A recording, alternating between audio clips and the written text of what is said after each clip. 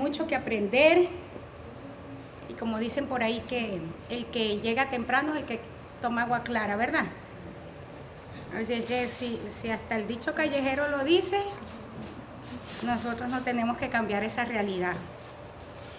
Gracias por estar a tiempo, hermanos. Siempre sé que es difícil estar a tiempo en la semana, más el tráfico, que cada vez en Houston se está poniendo peor. Vamos a tener que orarle al Señor que empiecen a hacer otras vías, porque está como fuerte.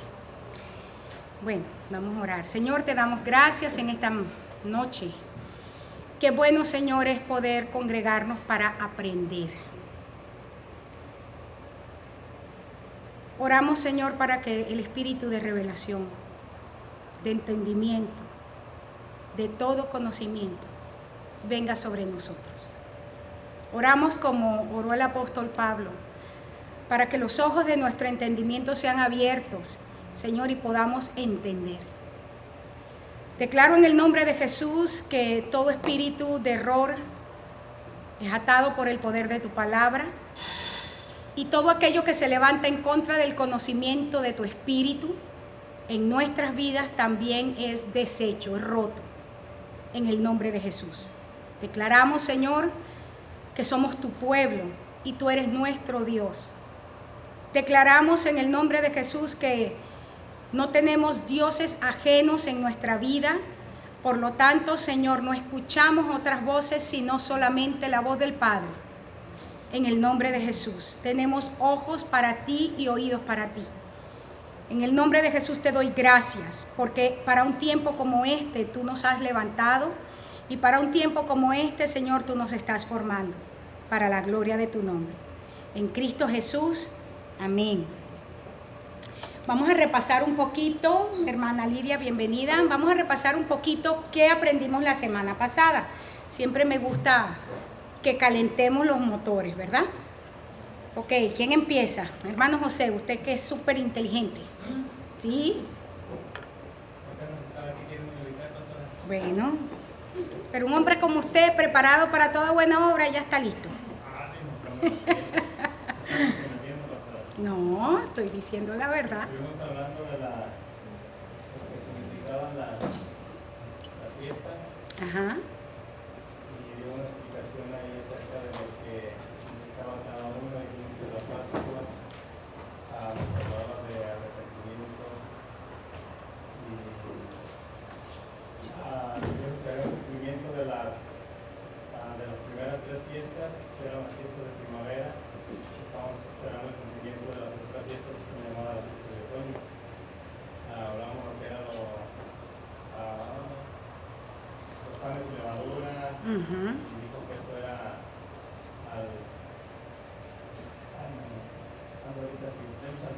Ya le doy chancita.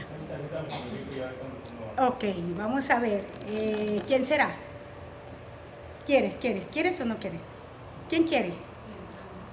¿A quién le digo? ¿A quién le digo? Yo no vine a la clase. No viniste. Pero es mi primera vez. Ajá. Pero yo vi estaba esperando una hermana que me sentía allá y estaba ahí. Entonces yo lo oí. Sí, pero y más o menos me acuerdo lo que leí, que decía que el Señor tenía como 30 años fiestas, una de esas es la de las tiendas, Tabernáculos. la Es la misma. la misma. Sí, Sucot es tabernáculo. Y que tenían pues un sentido muy profundo para enseñar y que eran, digamos, como una antesala del porvenir. Las fiestas son un indicativo profético de las cosas que están por venir. Y una de las cosas clave que nosotros, que he estado recalcando desde que empezó esta clase, que tenemos 2 clases, ¿verdad? Solamente 2 clases. Es el hecho de que todas las fiestas han tenido de alguna manera un cumplimiento ya profético de primer nivel. Y yo les decía que nuestro trabajo es estudiar la fiesta en sí misma, que es el acto histórico, el hecho histórico. Es importante reconocer el hecho histórico. ¿Por qué? la fiesta, porque el Señor la estableció. Ese es el primer nivel de revelación. Segundo nivel de revelación es el primer cumplimiento profético de esa fiesta. Y el tercer nivel de revelación es cómo estas fiestas están en este momento apuntando a los eventos del fin de los tiempos. ¿Por qué es importante estudiar las fiestas? Decíamos en las 2 clases pasadas. No solamente porque nos hablan a nosotros, todas las fiestas apuntan a un aspecto de Cristo, todas hablan de Cristo. Hablar de las fiestas judías y no encontrar a Cristo es no estudiar las fiestas. Se estudió de manera equivocada. Si usted estudia las fiestas y se queda haciendo un ritual, practicando rituales, usted no estudió las fiestas, porque las fiestas nos indican a Cristo, nos presentan a Cristo y a la vez nos tienen que mostrar a Cristo en los últimos tiempos. Amén. Entonces, esto lo hace sumamente interesante, porque no se olviden que lo que nos produjo la necesidad de empezar este tema fue que estudiando sobre las tétradas nos encontramos un patrón que ocurría siempre en Pascua y en tabernáculos. Y lo que planteábamos cuando estábamos haciendo este estudio, si usted no lo ha visto o necesita repetirlo, váyase al internet, aunque en esta semana han estado en el canal toda la semana. Se ha estado repitiendo porque han habido llamadas de gente pidiéndolo. Y probablemente entonces lo repitamos la semana que viene, pero usted puede ir al internet. Y nos vamos a encontrar que cuando estábamos revisando esto, decíamos, ¿por qué tienen que ser justamente estas señales ocurriendo siempre en los mismos tiempos? Y hablábamos en algún momento acerca de lo que era el tiempo de Dios, el Cronos y el Kairos. Pero independientemente del Kairos, porque yo quiero que esto le quede a usted en su corazón, hay mucha gente, usted probablemente ha escuchado a pastores decir, es que tienes que esperar el Kairos de Dios. Sí, pero el Kairos de Dios se manifiesta en un Cronos, porque nosotros los seres humanos caminamos en Cronos, ¿ok?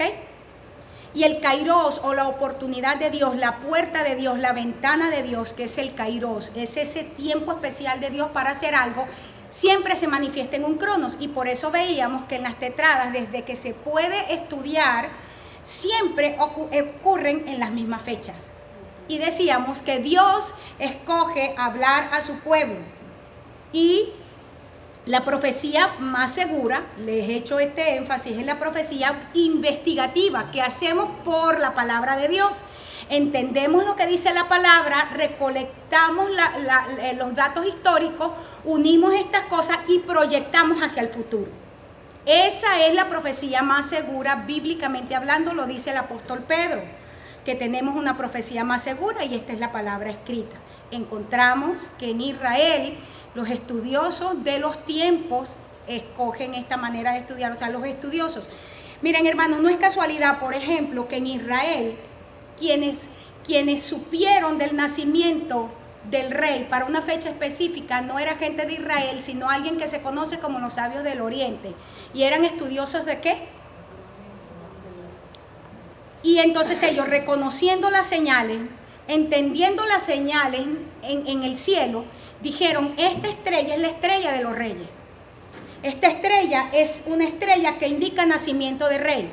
Había un conocimiento. Israel estaba lleno de eruditos de la Torá, pero no podían reconocer los tiempos porque solo conocían la letra. Exactamente estamos en este tiempo donde tenemos mucha gente que conoce la letra, pero no reconoce los tiempos. ¿Cuál es nuestro trabajo? ¿O cuál es mi trabajo en esta clase? Enseñarle a usted cómo se reconocen los tiempos. Estudiar las fiestas es una de las formas como vamos reconociendo los tiempos, porque ya son tiempos establecidos bíblicamente, que son fijos, que no varían. Dios los estableció y los estableció porque en esos momentos ocurrían cosas que eran importantes y lo vemos a lo largo de la narración bíblica. Y luego lo vemos de manera, dijéramos en la universidad, la extracátedra, o sea, algo que está afuera, como los acontecimientos históricos posteriores a todo el escrito de la Biblia siguen ratificando que esas fechas son importantes. Amén. La clase pasada nosotros nos centramos en la Pascua, iniciamos la Pascua y decíamos cosas importantes que tiene que recordar. La Pascua se celebra en el primer mes, en la cabeza de año, del primer mes, que es en el primer mes, que es Nisan. Israel celebra 2 inicios de año. En cada inicio de año tienen una cosecha diferente. Una es la cosecha de los granos y la otra es la cosecha de los árboles. En la primera parte que encontramos es la Pascua. Por eso es que cuando veíamos en el PowerPoint la fiesta resumida, que fue la primera parte que hicimos, fue un resumen de la fiesta, pues yo les decía a ustedes que las íbamos a estudiar a detalle, encontrábamos que Pascua se celebraba el 14, empieza el 10 toman al cordero, por 4 días lo guardan, el 14 tenían que comérselo, o sea, tenían que sacrificarlo, comerlo, y empezamos a ver cómo se hacía la Pascua. Y luego contaban desde la muerte, desde el que se comía en la Pascua, hasta el primer domingo de la semana se celebraba la segunda fiesta, que era la fiesta de los primeros frutos. Ese domingo es lo que ahora nosotros llamamos Domingo de Resurrección, porque el primer señalamiento profético de lo que es esa fiesta fue que Jesús vamos a decir, es las primicias para el Padre. Por eso es que resurrección se celebra ahí. Ahora, estoy hablando lo de resumen porque no hemos terminado Pascua, vamos a ir después a esa segunda fiesta.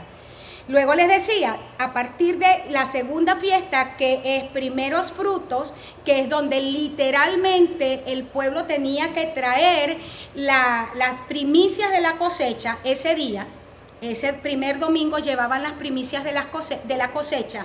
Se cuenta 50 días desde ese domingo y se celebra fiesta de Pentecostés. Primer cumplimiento profético de Pentecostés, ¿lo encontramos dónde? Lo encontramos en Hechos capítulo 2, ¿verdad? Cuando aquellos hombres 120 estaban en el aposento alto y hubo un derramamiento del Espíritu Santo, ¿verdad? Primer nivel de cumplimiento profético de la fiesta de Pentecostés, de la misma manera que la resurrección de Jesús fue primer nivel de cumplimiento de primeros frutos, así como también la muerte de Jesús fue primer nivel de cumplimiento en Pascua. ¿Ok? Luego nos vamos a las fiestas del otoño, que es donde empezamos con la primera parte, que es la fiesta de las trompetas. Y les decía que la fiesta de las trompetas es una fiesta que nadie sabe cuándo va a ser.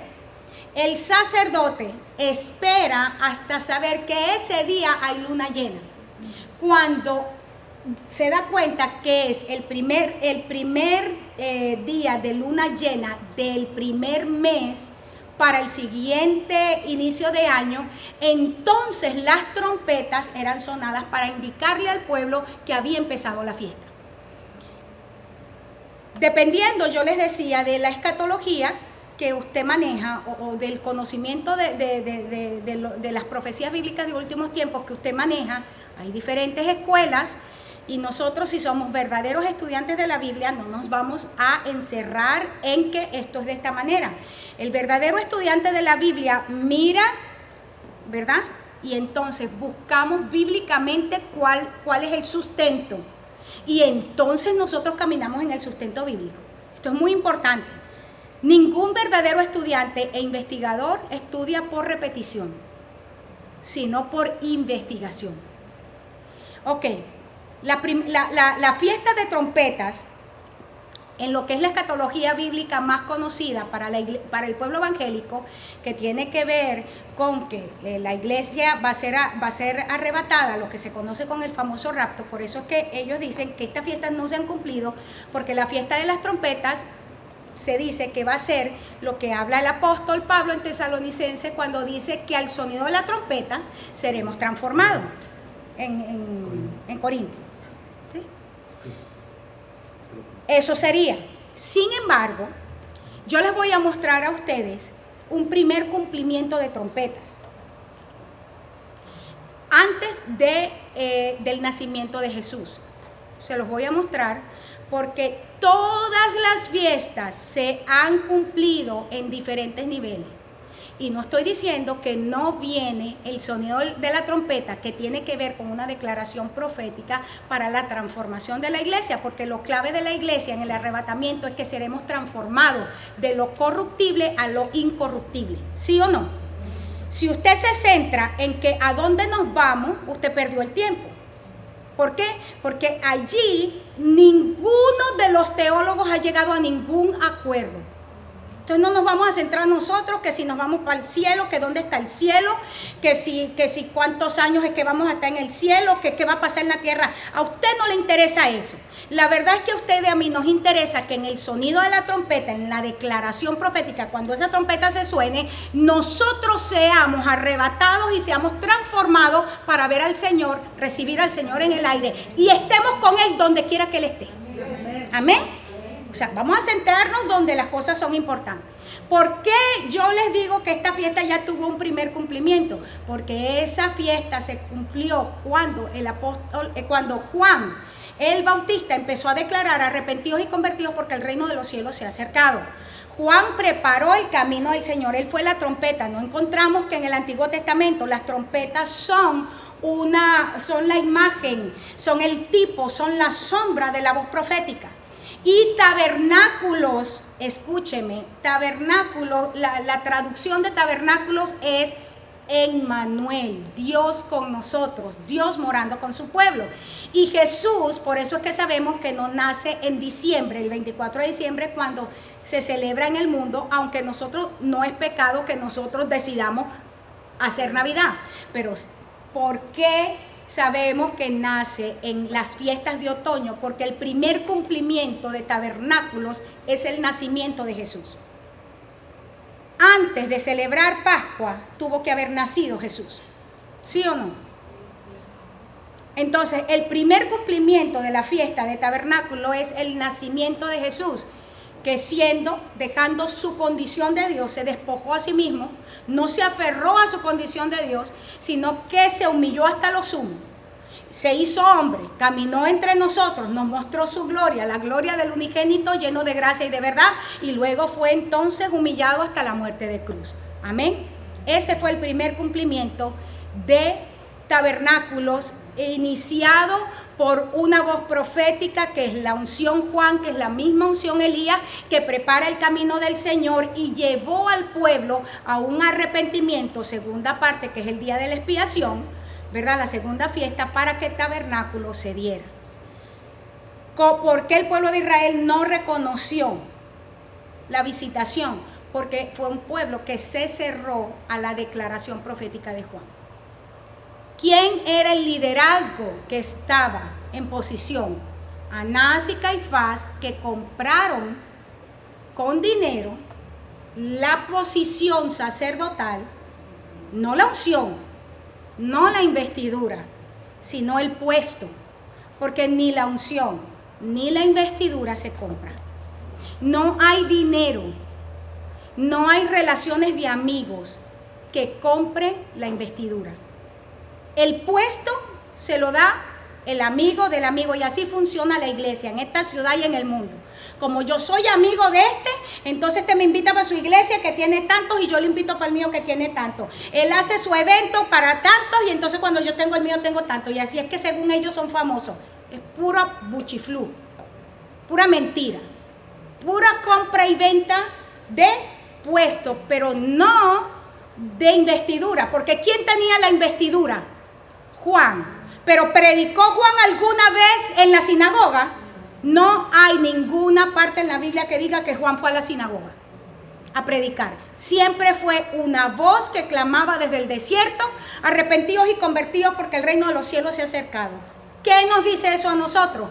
Que la generación de los últimos tiempos, que es trompeta, es una generación que no está en los púlpitos de la gente reconocida ni de la gente famosa. Porque esos púlpitos están llenos de puros malacos. ¿Se acuerdan? Los que tienen las ropas suaves, que la traducción es de puro dependiendo de donde sea usted, ¿verdad? De puros homosexuales que venden sus cuerpos en prostitución. Eso es lo que significa Malacos. Y no lo dijo nadie sino Jesús.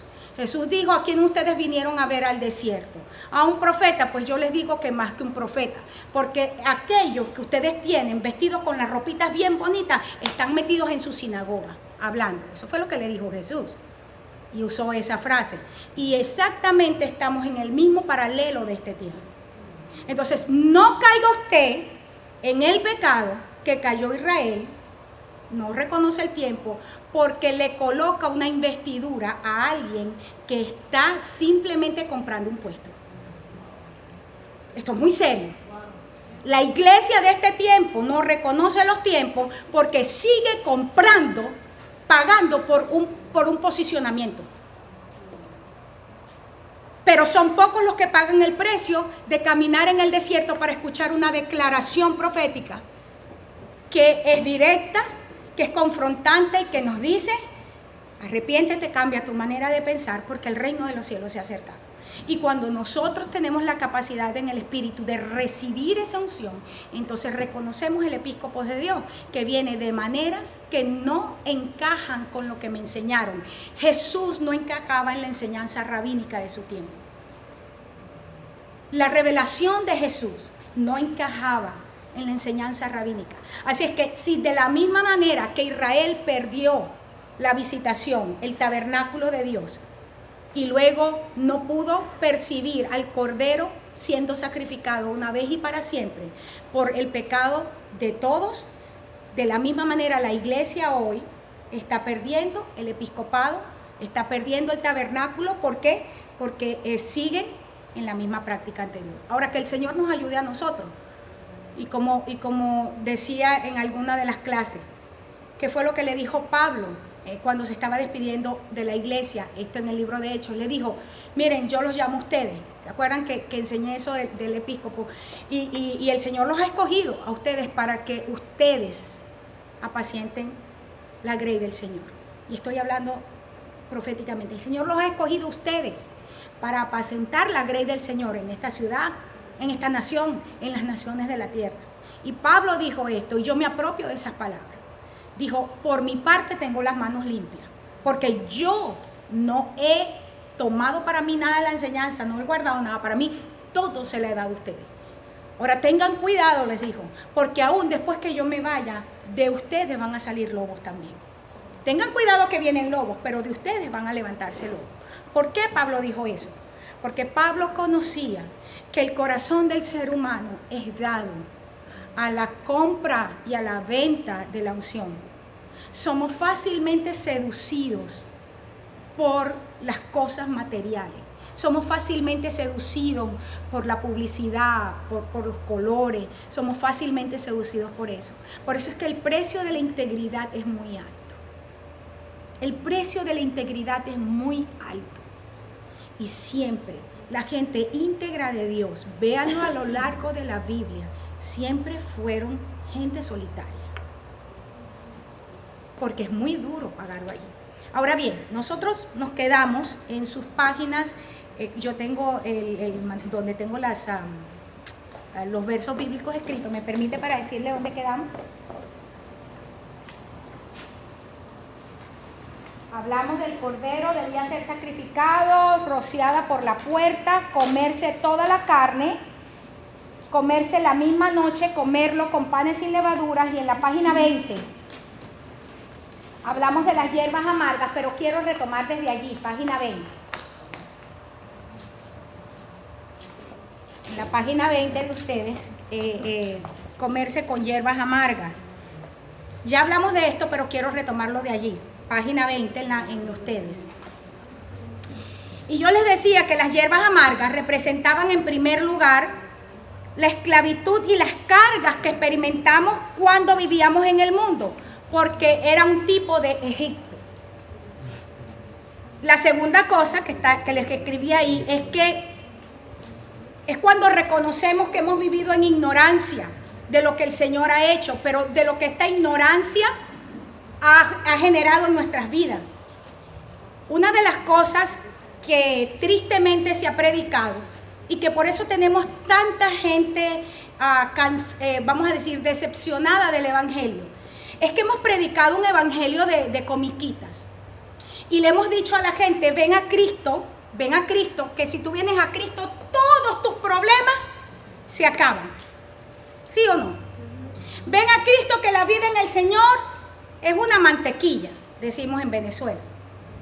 Y tú llegas a Cristo, empiezas la luna de miel en el Señor y el Señor empieza a hacer hermosas obras en tu vida. Y de repente empieza la guerra espiritual, empieza la persecución, empieza el proceso y tú dices, bueno, hay gente que nos ha dicho a nosotros, yo estaba mejor en el mundo, ¿verdad? Porque nosotros predicamos una verdad porque sí es cierto, la vida en el Señor no tiene ningún paralelo. No hay nada que se le asemeje a la vida en el Señor. La diferencia es que nosotros, por eso es que es conocer los tipos y las sombras para saber dónde vamos a vivir. Hay cosas que nosotros tenemos que vivir porque son la consecuencia de nuestras malas decisiones del pasado. El que tú vengas a Cristo no quita las consecuencias de las malas decisiones que tomamos un día. Es más, hermanos, aún estamos en el Señor. ¿Y cuántos de nosotros hemos llorado por malas decisiones que tomamos? Y esas decisiones producen en nosotros situaciones de desiertos terribles. Entonces, las hierbas amargas, comer el cordero, es reconocer que aunque el Señor dio su vida, primer nivel de cumplimiento, el Señor dio su vida por nosotros y en su sangre y en su cuerpo partido tenemos salvación, sanidad, perdón de pecados. Las hierbas amargas me recuerdan que las decisiones, mis malas decisiones o mis pobres decisiones trajeron consecuencias a mi vida. ¿Verdad? ¿Cómo lo dijo Jesús? Miren, Jesús lo dijo de esta manera, porque el primer cumplimiento profético, porque recordemos que la Pascua es la celebración de la salida de Egipto. Y cuando ellos estaban esa noche comiendo el cordero, que estamos yendo paso a paso, y el Señor le dice, tienen que comerse el cordero, asado en fuego, hierbas amargas, panes sin levadura, no puede ser diluido en agua, tienen que estar con los zapatos puestos, tienen que estar ceñidos sus lomos, la vara en la mano, todo eso que lo estamos viendo que representaba algo de lo que estaba por ocurrir aquella noche. Dios levantando una expectativa en el pueblo. Y saben que cuando uno conoce los tiempos, esta es una de las cosas que a mí me ocurre, que por conocer los tiempos en mí se empieza a levantar una expectativa, y la gente que está cercana a mí siempre sabe que esta es una frase que digo, el Señor está a punto de hacer algo, el Espíritu Santo se está moviendo de esta manera. ¿Por qué? Porque hay una expectativa, porque conozco, yo sé, hay cosas que están ocurriendo en el mundo natural que me dicen a mí, el Señor está a punto de mostrarse en algo. Y aquella noche, que fue una noche, yo me imagino que una noche demasiado larga, era una noche, hermanos, lúgubre, de temor profundo. Ellos sabían que el ángel de la muerte estaba caminando por sus calles, estaba tratando de meterse por debajo de la puerta. Estaban escuchando los gritos desgarradores de hombres y mujeres en todo aquel país, llorando porque el espíritu de la muerte había entrado y estaba matando a los primogénitos. Hermanos, no era un día fácil, no era una noche fácil. Y había una instrucción clara, una instrucción precisa. Y yo no sé usted, pero sí o no, cuando nosotros estamos atemorizados, cuando nosotros estamos así como aprensivos, se nos olvidan los detalles. ¿Sí o no? Era muy fácil olvidar los detalles. Y la Pascua era muy específica. De esta manera, de esta manera, de esta manera. No se podía saltar nada. Y de la misma manera estamos en este tiempo. Y si lo vemos en el momento de la crucifixión de Jesús, ninguno de estos pasos fue saltado. Ni los días siquiera. En el día 10, todo ocurrió exactamente como debía de ocurrir. Los días exactos que el Cordero, antes de la resurrección, todo esto fue exactamente establecido. ¿Usted cree que Dios se va a tomar, el tiempo para cumplir días y todo eso si no fuera importante? Yo creo que en tercer lugar, las hierbas amargas también representan el proceso de Dios a través del cual Dios nos posiciona a nosotros para cumplir nuestro destino profético. Ese no está escrito allí. Esta tarde cuando estaba repasando, a mí me gusta siempre repasar y ese es uno de mis, yo digo uno de mis problemas para mis estudiantes, pero una de mis virtudes, que yo repaso el material y por las mismas sigo poniendo. O sea, siempre me sale. Porque Jesús dice que una vez que ellos terminaron y se van al Monte de los Olivos, ¿cuál fue la primera frase que le dijo el Señor Jesús al Padre? Señor, ¿será que se puede? Si se puede, Señor, por favor, pasa de mí esta copa. O sea, no me dejes tomar esta copa tan amarga. Pero Jesús dijo, mira, pero no se haga mi voluntad sino la tuya. Entonces el proceso de refinamiento para ser posicionados es un proceso que tú y yo no podemos saltar, querramos o no. Y aquí es donde la enseñanza que ha habido en la iglesia no encaja cuando empiezas a vivir el proceso en el Señor. Cuando te decimos, estás llamado, tienes dones, el Señor te ha escogido para algo especial y todo el mundo salta, wow, Dios me escogió. Y entonces cuando empieza el proceso, entonces la mayoría de los líderes no tienen una explicación y lo que empiezas a crear condenación en ti. Lo que pasa es que estás en pecado, lo que pasa es que eres desobediente. Pregunto, ¿estaba Jesús en pecado? ¿Estaba Jesús en desobediencia? Y no dice que el nivel de estrés y de angustia que tenía fue tan fuerte que sudaba gotas de sangre. ¿Por qué? Porque el cumplir la voluntad del Padre para traer o para parir el propósito de Dios, el plan eterno de Dios, siempre nos va a costar. Pero para eso se requiere gente de entendimiento. Ministerios de entendimiento que te ayuden a caminar sin culpabilidad un proceso, pero que te agarren y te sostengan y te digan, no te vas a ir corriendo, vas a permanecer en el proceso. Llora lo que tengas que llorar, sufre lo que tengas que sufrir, pero lo que viene es grande. Lo que viene es maravilloso. El apóstol en el libro de Hebreos dice que el Señor pudo soportar ese proceso, ese tiempo, porque tenía sus ojos puestos en algo mayor. ¿Lo dice o no? Y por eso es que después el mismo apóstol en Hebreos dice, ahora ustedes, puestos los ojos en Jesús, que es el autor y el consumador de la fe, corran con paciencia la carrera que tienen por delante y agarren y quítense todo el peso que les impide correr, échenlo, pónganlo a un lado y empiecen a caminar, pero mirando a Jesús, porque si se ponen a mirar, las aguas turbulentas se van a hundir. Amén.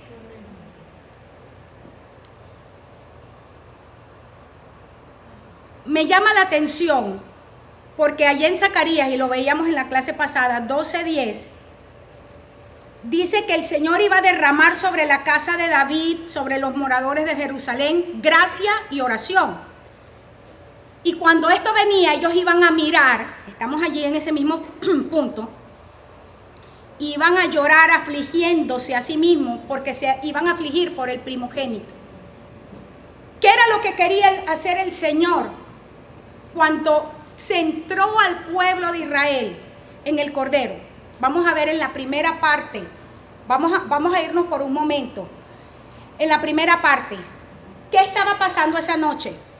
Espíritu de muerte.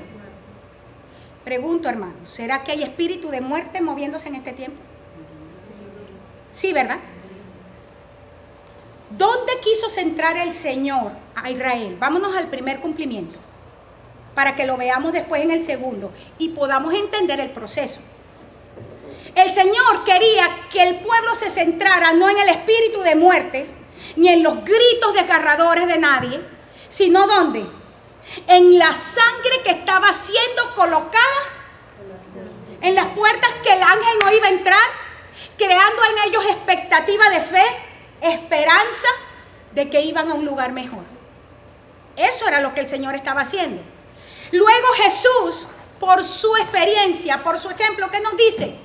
Señor, si es posible, pasa de mí esta copa, pero Señor, no se haga mi voluntad sino la tuya. Y Hebreos entonces nos aclara y nos dice que el Señor lo pasa porque Él tenía la vista puesta delante. Sabía que a causa de su sacrificio, muchos vendrían al Padre. ¿Y qué hacemos nosotros en el proceso?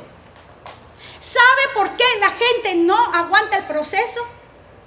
¿Sabe por qué muchos son llamados y pocos son escogidos? ¿Sabe por qué mucha gente arranca fuerte en la carrera con un llamamiento santo de parte de Dios, una habilitación sobrenatural del Espíritu Santo, pero en pleno camino se tira y dice no puedo más y se queda a mitad del camino porque empezaron a poner su mirada ¿dónde? ¿Qué era lo que estaba ocurriendo? ¡Muerte! La realidad era muerte, pero el Señor estaba diciendo, necesitas centrarte en una realidad que es mayor. Es una realidad mayor. Lo que no se ve es lo verdadero. Allí es donde tienes que centrarte, en el tiempo presente. ¿Qué significa que Cristo es mi Pascua? No dice que Él es mi Pascua. ¿Por qué? Porque ahora yo tengo promesas. Promesas que son el ancla de mi fe. Que me permiten gritar, aunque la gente me llame loca, que sí lo voy a lograr, aunque toda la realidad, todo lo que me rodea, dice que es imposible porque todo es muerte, todo es desolación, todo es crítica, todo está en contra nuestra. Pero los ojos están puestos en una palabra, y la palabra es Cristo. ¿Lo entiende? Qué interesante la fiesta, ¿verdad?